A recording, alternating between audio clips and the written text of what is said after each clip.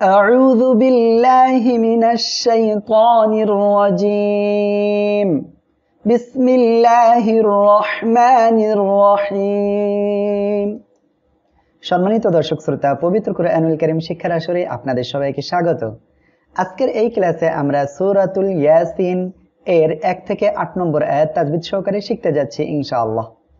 আমি প্রত্যেকটি আয়াত শব্দ বাই শব্দ বানান করিয়া ওই শব্দের ভিতরে যত নিয়ম কানুন আছে সেটা আপনাদেরকে সুন্দরভাবে বুঝিয়ে দেব ইনশাআল্লাহ। তাই দয়া করে ভিডিওটি শুরু থেকে শেষ পর্যন্ত দেখুন। ইয়া খাড়া জবর ইয়া, ইয়া এক আলিফ টেনে পড়বেন। কেন জানেন? খাড়া জবর খাড়াজের উল্টা পেশ এগুলো হলো মদের হারকাত, এগুলোতে এক আলিফ টেনে পড়বেন। ইয়া। এরপরে দেখেন সিন অক্ষরের উপরে মোটা বাঁকা চিহ্ন আছে, এখানে 4 আলিফ টেনে পড়তে হবে। তাহলে আমরা এখানে পড়বো ইয়াসিন, ইয়াসিন। এটা হলো হরফে মুকাত্তাত, যার অর্থ শুধুমাত্র মহান আল্লাহ তাআলাই ভালো জানেন। এখানে আয়াত শেষ। এরপরে দেখেন ওয়াও লাম সবর ওয়াল, ওয়াল দুই ঠোঁট গোল হবে। ওয়াল কফ র পেশ কুর, কুর। কেউ যেন বলবেন না কুর, কুর বললে কিন্তু ভুল হবে, এটা বলতে হবে কুর। রজ থাকেন তার ডাইনে দেখেন পেশ আছে, র অক্ষরটা মোটা করে পড়তে হবে। যখন রজ থাকেন তার ডাইনে জবর বা পেশ হবে, মোটা করে পড়বেন। ওয়াল কুর, হামজা খাড়া জবর আ, আ শক্ত হবে আর এক আলিফ টেনে পড়তে হবে। নুন লাম জের নীল, নীল। ওয়াল কুরআনিল, হা জবর হা, কাফ ইয়া জের কি, কি এক আলিফ মদ। এটা হলো মদের হরফ। মনে রাখবেন মদের হরফ হলো 3টি। জবরের বামে খালি আলিফ, জেরের বামে জজমলা ইয়া, পেশের বামে জজমলা ওয়াও হলে মদের হরফ হবে। মদের হরফে এক আলিফ টেনে পড়তে হবে। তাহলে আমরা এখানে পড়বো হাকি, হাকি। কেউ যেন এখানে হা উচ্চারণের সময় হ এমন বলবেন না, এটা উচ্চারণের সময় গলাটা চেপে বাতাস বের করে আমাদের উচ্চারণ করতে হবে। হাকি মিমসের মি, হাকিমি, হাকিমি। এখানে আয়াতের শেষ। আমরা এই জায়গায় যদি ওয়াকফ করি, ওয়াকফের কিছু নিয়ম আছে, আমাদের সেটা ফলো করতে হবে। ওয়াকফের নিয়ম হলো যদি শব্দের শেষ অক্ষরে খাড়া জবর মদের হরফ অথবা গোলতা ব্যতীত 2 জবর থাকে, তাহলে 1 জবর বাদ দিয়ে এক আলিফ টেনে পড়তে হবে, আর অন্যথায় সাকিন দিয়ে পড়তে হবে। তাহলে এখানে যেহেতু খাড়া জবর মদের হরফ অথবা গোলতা ব্যতীত 2 জবর নাই, আমরা এই জায়গায় সাকিন দিয়ে পড়ব। তাহলে হাকিম এমন ভাবে পড়ব। আর দেখেন এক আলিফ মদ, জেরের বামে জজমলা ইয়া, এখানে এক আলিফ মদ।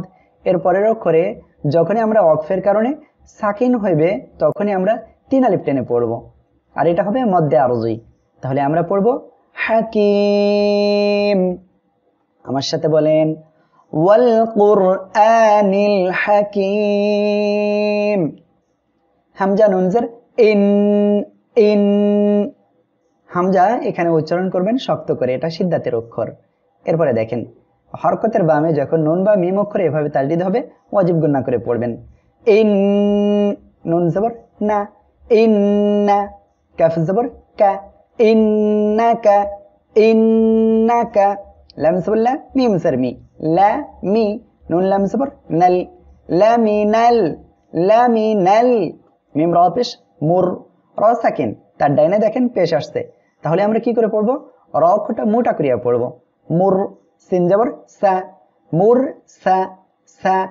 লাম ইয়াজের লি, জেরের বামে জজমলা ইয়া মদের হরফ, এক আলিফ টেনে পড়বেন। মুরসালি, নুন জবর না, মুরসালিনা। এখানে আয়াতের শেষ। আমরা এখানে ওয়াকফ করলে নুন অক্ষরটি সাকিন হয়ে যাবে। আর দেখেন এক আলিফ মদ, এর পরের অক্ষরে এখানে ওয়াকফের কারণে সাকিন হওয়ায় 3 আলিফ টেনে পড়বো, মদ্দে আরজি হবে এই জন্য। ঠিক আছে? তাহলে আমার সাথে বলেন ইন্নাকা লামিনাল মুরসালিন। আইন জবর আ, লাম খাড়া জবর লা, এক আলিফ টান। আপনারা আইন অক্ষরটা উচ্চারণের সময় গলাটা চেপে বাতাস বন্ধ করে আপনারা উচ্চারণ করবেন। আ, লাম খাড়া জবর লা, এক আলিফ টান। আলা, আলা। সজ্জের সুই, সুই। র আলিফ জবর র, র এক আলিফ টান। কেন? জবরের বামে খালি আলিফ মদের হরফের জন্য। আর র অক্ষরের উপরে যখন জবর বা পেশ হবে, র অক্ষরটা কি করে পড়তে হবে? মোটা করিয়া পড়তে হবে। সির, ত মিম 2 জের তুইম। এখানে গুন্নার সাথে মিলিয়ে পড়তে হবে কেন জানেন? তার কারণ নুন সাকিন বা তানবিনের পরে ঈদগামে বাগুন্নার অক্ষর 4টি, ইয়া, ওয়াও, মিম, নুন। এই 4টি অক্ষরে কোনো একটি অক্ষর যখনই আসবে গুন্নার সাথে মিলিয়ে পড়ব। ঠিক আছে?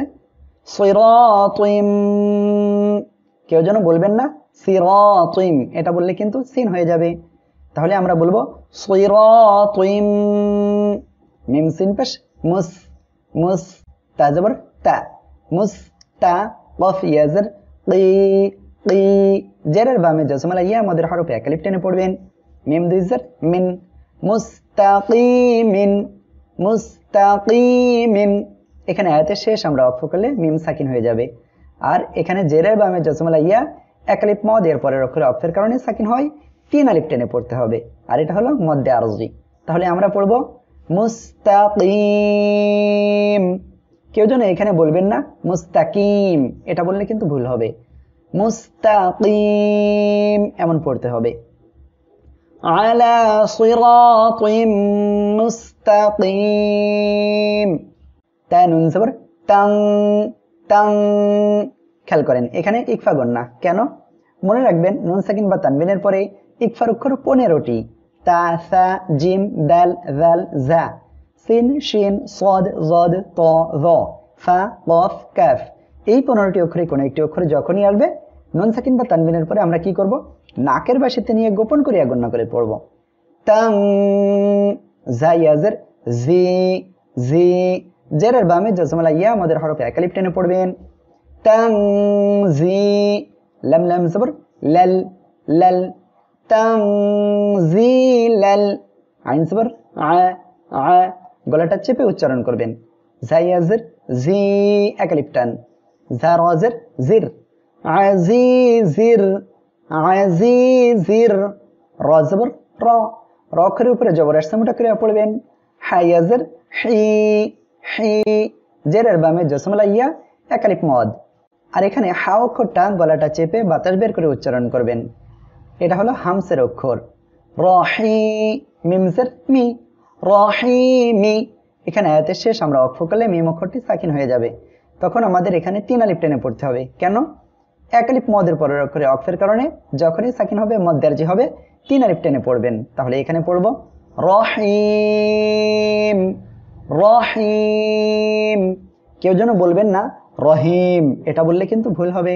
তাহলে বলবো রহিম। আমার সাথে বলেন তানজিলাল আজিজির রহিম। লামসাল্লি তা নুন পেশ তুং, তুং, নুন সাকিনের পরে ইকফার অক্ষর জাল আসছে, আমরা কি করব? নাকের বাসিতে নিয়ে গোপন করে গণ্য করে পড়ব। লি তুং, জালজের জি, জি, র জবর র, লি তুং জি র, লি তুং জি র। এখানে র অক্ষরের উপরে জবর আসছে মোটা করে পড়বেন। লি তুং জি র, কফ ও জবর লাউ, লাউ, মিম, মিম দুই জবর মেম। এখানে দেখেন তানবিন, এরপরে ঈদগামে বা গুন্নার অক্ষর মিম আসছে, গুন্নার সাথে মিলিয়ে পড়বেন। লাউ মেম, মিম আলিফ জবর মা, জবরের বামে খালি আলিফ, মদের হরফ বা এক আলিফ মদ। মনে রাখবেন এক আলিফ মদ এর পরের অক্ষরে যদি পৃথক শব্দের শুরুতে এভাবে হামজা আসে তাহলে মধ্যে মুনফাসিল হবে, 3 আলিফ টেনে পড়বেন। তাহলে এখানে পড়বো মা, হামজা নুন পেশ উং, ইকফা গন্না, নুন সাকিনের পরে ইকফার অক্ষর জাল আসছে এই জন্য। জালজের জি, র জবর র, উং জি র, উং জি র। র অক্ষরের উপরে জবর আসছে মোটা করিয়া পড়বেন। হামজা খাড়া জবর আ, এক আলিফ টান, বা আলিফ জবর বা। এখানে 4 আলিফ টেনে পড়তে হবে। কেন? মনে রাখবেন এক আলিফ মদ এর পরে যখন একই শব্দের ভিতরে এভাবে হামজা আসবে তখন সে জায়গায় মধ্যে মুত্তাসিল হবে, 4 আলিফ টেনে পড়তে হবে। তাহলে এখানে পড়বো আবা, হামজা পেশ উ। খেয়াল করেন কোনো অক্ষরের উপরে যদি এভাবে ছোট আকারে হামজা দেওয়া থাকে তাহলে সেই অক্ষরটি পড়া যাবে না, পড়তে হবে ওই হামজাকে। হামিম পেশ হুম, এখানে কোনো গণ্য হবে না। মনে রাখবেন মিম সাকিনের পরে মিম এবং বা ব্যতীত অন্য অক্ষর আসলে স্পষ্ট আকারে পড়তে হবে, কোনো গুণনা করা যাবে না। তাহলে আমরা এখানে পড়ব আবাউহুম, ফা জবর ফা, হা মিম পেশ হুম, এখানেও কোনো গুণনা হবে না, কেননা মিম সাকিনের পরে মিম এবং বা ব্যতীত অন্য অক্ষর আসছে এখানে। ফাহুম, গয়েন খাড়া জবর গ, এক লিপ টান। খাড়া জবর খাড়াজের উল্টা পেশে এক লিপ মদ হয়, আমরা এখানে এক লিপ টেনে পড়বো। ফা জরফি গফি, লাম গ পেশ লু, এক লিপ টান। নুন জবর না, গফিলুনা। এখানে আয়াতের শেষ, আমরা এখানে ওয়াকফ করলে নুন সাকিন হয়ে যাবে। আর এক আলিফ মদের পরের অক্ষরে ওয়াকফের কারণে সাকিন হয়, 3 আলিফ টেনে পড়বেন। তাহলে এখানে পড়বো গাফিলুন। আমার সাথে বলেন লিতুনযিরা কওমান মা উনযিরা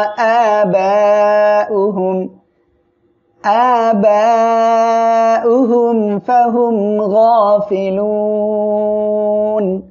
সম্মানিত দর্শক শ্রোতা, যদি আপনাদের কোনো সময় দম না থাকে তাহলে আমি যেভাবে ওয়াকফ করেছি এভাবে আপনি ওয়াকফের নিয়ম অনুযায়ী ওয়াকফ করবেন, আর তারপরে 1-2 শব্দ আগের থেকে আবার মিলিয়ে পড়বেন। লাম জবরলা কফ দাল জবর কদ, কদ। এখানে দাল কলকলার অক্ষর সাকিন অবস্থায় আসছে, ধাক্কা দিয়ে পড়বেন। মনে রাখবেন কলকলার অক্ষর 5টি, কফ, ত, বা, জিম, দাল। এই 5 অক্ষরে কোনো অক্ষরে জজম হলে বা সাকিন হলে ধাক্কা দিয়ে পড়তে হবে। লাকদ, লাকদ। হা কফ জবর হক, কফ লাম জবর কল, হক কল, হক কল। কফ ওয়াও জবর কৌ, লাম পেশ লু, কৌ লু, কৌ লু। জবরের বামে জজমলা ওয়াও, এটা হলো লিনের হরফ। লিনের হরফ 2টি, জবরের বামে জজমলা ওয়াও আর জবরের বামে জজমলা ইয়া হইলে লিনের হরফ হবে, আর লিনের হরফ নরম করিয়া পড়তে হবে। কৌ লাম পেশ লু, কৌ লু, কৌ লু। আইন জবর আয়, লাম খাড়া জবর লা, 3 আলিফ টেনে পড়তে হবে। কেন? এক আলিফ মদ, এরপরে দেখেন পৃথক শব্দের শুরুতে হামজা আসছে, মধ্যে মুনফাসিল, এর জন্য 3 আলিফ টেনে পড়বেন। আলা, হামজা কাফ জবর আক, আক। ফা জবর সা, আক সা। র জের রি, র অক্ষরের নিচে যখন জের আসবে তখন র অক্ষরটা চিকন করে পড়বেন। আক সারি, আক সারি। হামিম জের হিম, কোনো গুণা হবে না। আক সারি হিম, আক সারি হিম। ফা জবর ফা, হামিম পেশ হুম, কোনো গুণা নাই। ফা হুম। লাম আলিফ জবর লা, এক আলিফ টান। ইয়া হামজা পেশ ইউ, ইউ। মিম জের মি, নুন ও পেশ নু, এক আলিফ টান। নুন জবর না, লা ইউমিনুনা। এখানে আয়াতের শেষ, আমরা ওয়াকফ করলে নুন সাকিন হয়ে যাবে, আর এক আলিফ মদের পরের অক্ষরে ওয়াকফের কারণে এখানে 3 আলিফ টেনে পড়বো। তাহলে পড়বো লা ইউমিনুন, এভাবে পড়বেন।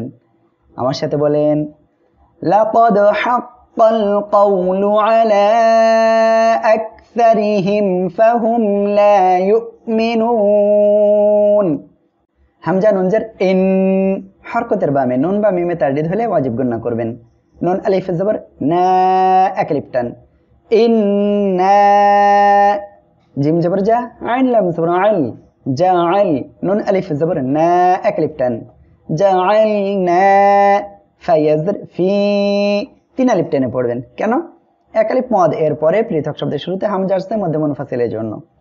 ফি, হামজা আইন জবর আ, আ।